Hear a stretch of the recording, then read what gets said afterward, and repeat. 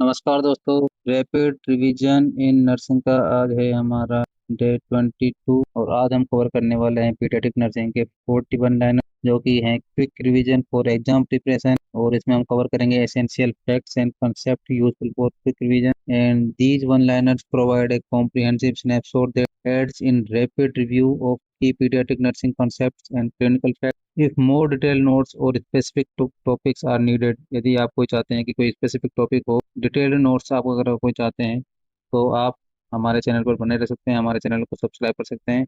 और आप comment section में आप अपनी कोई भी सजेशन या राय आप हमें दे सकते हैं और हमारे चैनल को सब्सक्राइब कर सकते हैं कीजिए ताकि हमारे चैनल आप सबके लिए और ज़्यादा महत्वपूर्ण हो सके। थैंक। तो चलो शुरू करते हैं पीडियाट्रिक नर्सिंग के 41 लाइनर्स। पहला पॉइंट है paediatric deal with health care of infant children and adolescents, यानी कि जो पीडियाट्रिक की स्टडी होती है वो 0 से लेके 18 साल तक के बच्चों के लिए ही होती है, यानी कि पीडियाट्रिक्स में 0 से 18 साल तक के बच्चों की हेल्थ केयर देखी जाती है। नेक्स्ट है द आपका score assess newborn's condition at 1 and 5 minute after birth, यानी कि पहले और 5वें मिनट में जो न्यूबॉर्न की कंडीशन हम असेस करते हैं वो आपका स्कोर में हम लिखते हैं और इसका रेंज होती है 0 से लेकर 10। नेक्स्ट है normal respiratory rate for infants कितनी होती है 30 to 60 breath per minute. Breast feeding provide optimal nutrition and immunity for infant, यानी कि ब्रेस्ट फीडिंग से हम ऑप्टिमल न्यूट्रिशन एंड इम्यूनिटी बच्चे को, यानी कि जो छोटे बच्चे होते हैं 1 महीने तक के, और एक्सक्लूसिव ब्रीड फीडिंग कराई जाती है 0 से 6 मंथ तक। तो इस प्रकार हम छोटे बच्चे होते हैं उनकी ऑप्टिमल न्यूट्रिशन और इम्यूनिटी का पूरा ख्याल रख सकते हैं। ओनली ब्रेस्ट फीडिंग, हर माँ को 0 से लेकर 6 महीने तक ओनली ब्रेस्ट फीडिंग करानी चाहिए। ऊपर वाला दूध बिल्कुल नहीं देना चाहिए। गाय के दूध से आयरन डिफिशियंसी एनीमिया होता है, क्योंकि गाय के दूध में आयरन नहीं होता है, इसलिए गाय का दूध हमेशा अवॉइड करना है। नेक्स्ट है developmental milestone help assess the child's growth stage, यानी कि जो डेवलपमेंटल माइलस्टोन होते हैं वो हेल्प करते हैं असेस करने में, किसकी, चाइल्ड की ग्रोथ स्टेज को असेस करने में हेल्प करते हैं। Failure to thrive indicate inadequate growth और वेट गेन इन चिल्ड्रन, यानी कि फेलियर टू थ्राइव, यानी कि जो नॉर्मल फेलियर टू थ्राइव जो कंडीशन होती है, यानी कि जो नॉर्मल डेवलपमेंट होना चाहिए वो इनएडुकेट ग्रोथ और वेट गेन इनको इंडिकेट करता है। फेलियर टू थ्राइव का मतलब होता है ये। नेक्स्ट है SIDS SIDS, sudden infant death syndrome. Sudden infant death syndrome की रिस्क कैसे रिड्यूस कर सकते हैं? By placing babies on their back to sleep, यानी कि बच्चे को सुपाइन पोजीशन में सुलाते हैं, यानी कि जैसे ये अगर बेड है तो बच्चे को सीधा सुलाना है, बच्चे को उल्टा या फिर लेटरल कंडीशन में नहीं सुलाना है, बच्चे को हमेशा सीधे सुलाना है ताकि जो सिड्स यानी कि सडन इन्फेंट डेथ सिंड्रोम होता है उसके रिस्क को रिड्यूस किया जा सके। नेक्स्ट है फेब्राइल सीजर। फेब्राइल सीजर कब होता है? यंग चिल्ड्रन में होता है due to rapid rise in temperature, यानी कि यदि अचानक टेम्परेचर बढ़ता है बच्चों में तो उसकी वजह से फेब्राइल यानी कि सीजर्स, बच्चे को सीजर्स आ सकते हैं।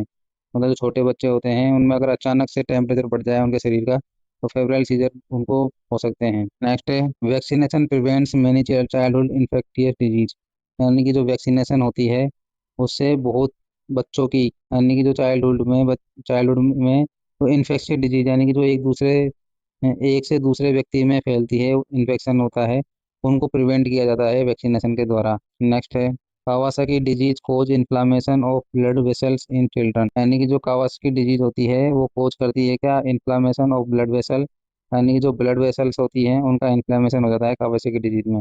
और ये बच्चों में कॉमन, मतलब कॉमन तो नहीं बट नॉर्मली बच्चों को ही होती है। नेक्स्ट है croup present with barking cough and inspiratory stridor, यानी कि जो क्रूप डिजीज होती है बच्चों में वो, उसमें जो कफ होती है वो बार्किंग यानी कुत्ते जैसी खांसी होती है, और स्टूडोर का जो साउंड आता है वो इंस्पायरेटरी होती है, यानी कि सांस लेते टाइम ही स्टूडोर की जो साउंड है वो सुनाई देगा। नेक्स्ट है रेस्पिरेटरी सेंसिटल वायरस, यानी कि RSV इज कॉमन कोज और ब्रोंकोलाइटिस इन इन्फेंट्स, यानी कि ब्रोंकस का इन्फेक्शन अगर होता है तो उसका मोस्ट कॉमन कोज क्या होता है? RSV, यानी कि रेस्पिरेटरी सिंसिटियल वायरस। नेक्स्ट है asthma in children involve reversible airway obstruction, जो अस्थमा होता है वो रिवर्सिबल होता है, बच्चों में भी रिवर्सिबल होता है और एडल्ट में भी रिवर्सिबल होता है।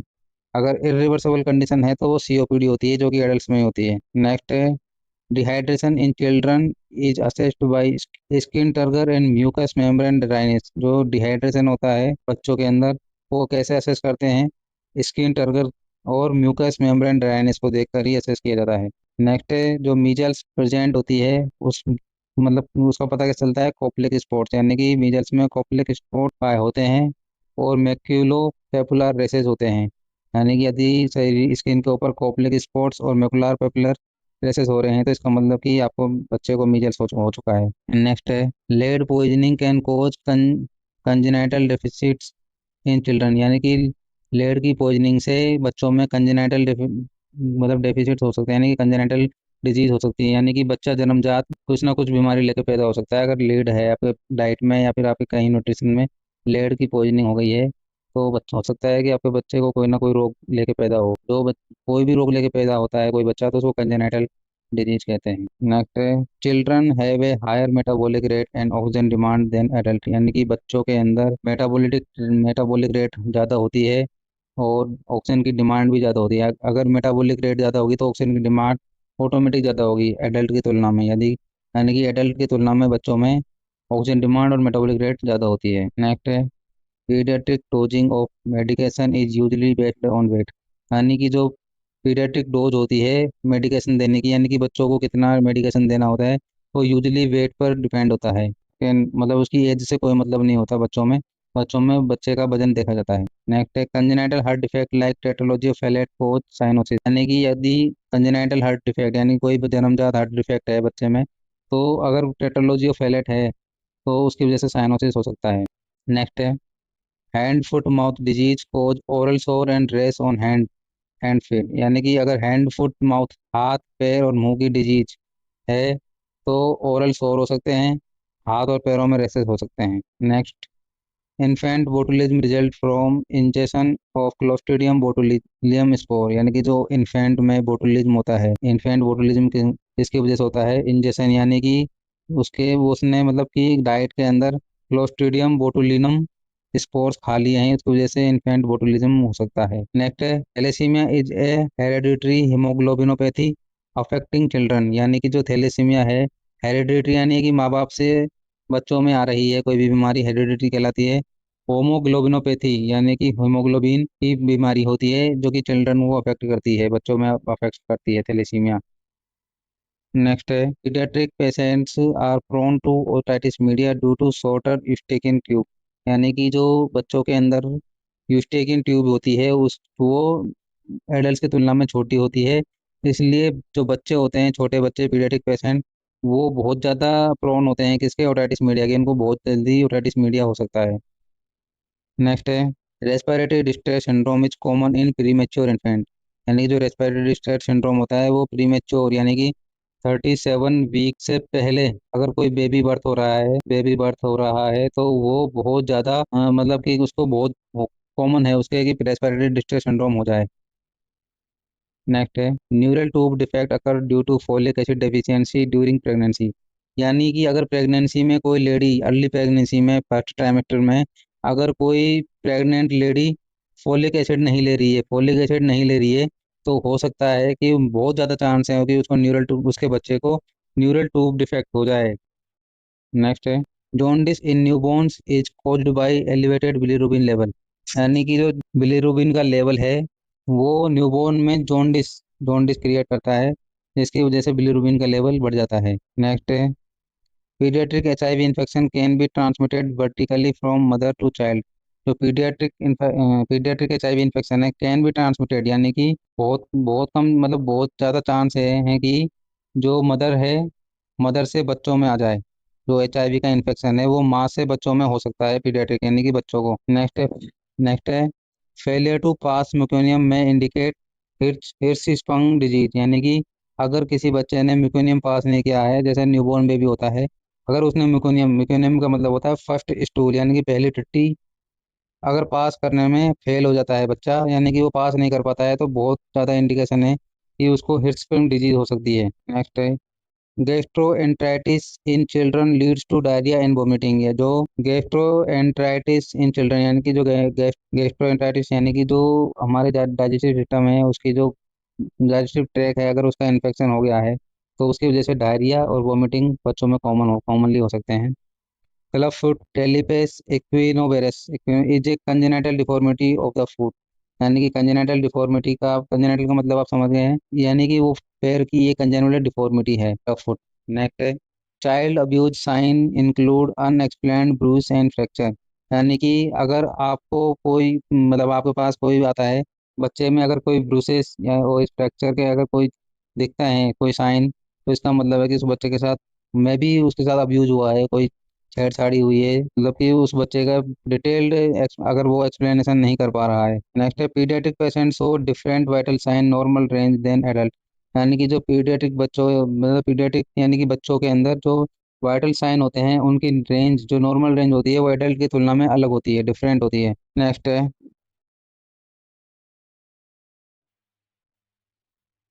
Febrile neutropenia is a medical emergency in paediatric oncology, यानी कि पीडियाट्रिक ऑन्कोलॉजी के अंदर फेब्राइल न्यूट्रोपीनिया यानी कि न्यूट्रोफिल होते हैं वो बहुत ज़्यादा कम हो गए हैं, तो ये एक प्रकार की मेडिकल इमरजेंसी होती है। Phenylketonuria require dietary management to prevent mental retardation, यानी कि जो फिनाइल कीटोन्यूरिया है वो रिक्वायर करके मतलब कि इसको डाइटरी यानी कि खाने पीने से ही मैनेजमेंट करना होता है, ताकि जो मेंटल रिटार्डेशन हो सकता है उसको प्रिवेंट किया जा सके। नेक्स्ट है paediatric pain assessment use behavioural and observational scale, यानी कि जो पीडियाट्रिक पेन के असेसमेंट होता है वो बिहेवियरल होता है और ऑब्जर्वेशनल स्केल्स का यूज किया जाता है। नेक्स्ट है intussusception presents with abdominal pain and currant jelly stool, यानी कि जो कंडीशन होती है इंटुसेप्शन उसके अंदर एब्डोमिनल पेन होता है और करंट जेली स्टूल होता है, और ये इसका क्लासिकल साइन होता है करंट जेली स्टूल इंटुसेप्शन का।